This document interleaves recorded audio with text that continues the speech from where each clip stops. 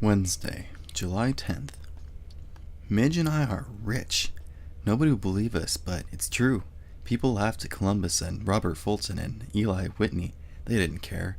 They knew that they were right. I know we're right too, and before long we'll be famous as well as wealthy. I went to Princeton with Aunt Mabel, so I didn't start drilling the well again until after lunch. Then Midge and I drilled for almost 2 hours. At first the drill went down fairly steadily, and the end of the axle disappeared out of sight in the guide pipe. Then we hit something very hard. We pulled the drill up and let it drop, and it kept kerplunk but did nothing. We drilled and drilled for at least half an hour, and the drill didn't go a bit further down in the hole. Then, all of a sudden, just as we were about to give up, it seemed to drop and get stuck.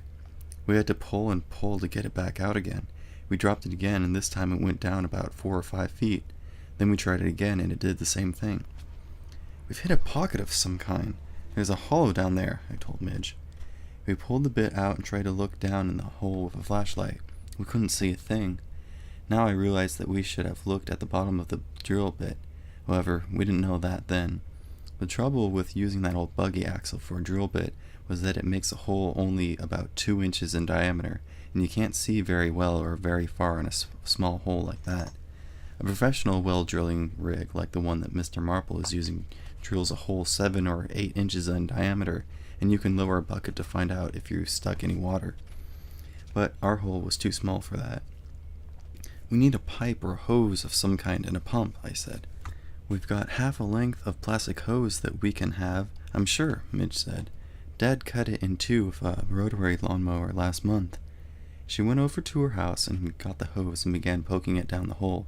It kept going down and down until I was certain that we hadn't drilled nearly that deep. We didn't even have enough rope. We decided that there must be a regular cave or hole down there. We didn't have any pump, so I decided to try sucking on the end of the hose. It was quite a job. I could suck on it for a while and then hold my hand over the end of the hose while I rested. Mr. Marble says that when you first get water from the well, it's always muddy. I expected to get a mouthful of muddy water, but I wasn't prepared for what I got. All of a sudden, I had a whole mouthful of oil. It was awful tasting stuff, and I spit it out all over the grass.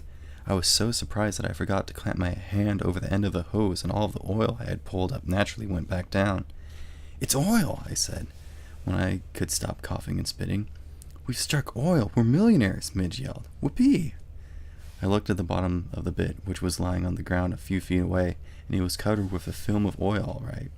Then Midge and I pulled the hose back up from the hole and looked at the bottom of it. Naturally, as it came back up through the muddy hole, the oil and mud had got mixed, but there was no mistaking it.